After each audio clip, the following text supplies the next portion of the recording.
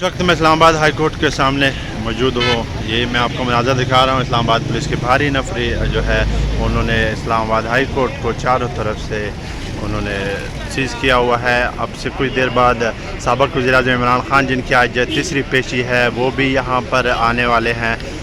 इससे कबल मैं आपको बताऊं कि इससे कबल मैंने मरीम नवाज़ की 2 पेशियाँ भी देखी हैं, मगर इतनी पुलिस की नफरी नहीं हुआ करती थी और इतने सख्त जो थे सिक्योरिटी वो नहीं हुआ करती थी। और इमरान खान की जो लास्ट टाइम हमने पेशी देखी तो उसमें देखा था कि उनकी अकेली गाड़ी को जाने दिया गया, मगर मरीम नवाज़ को पूरे काफ़िले के साथ अंदर जाने दिया गया, शाना प्रोटोकॉल के साथ।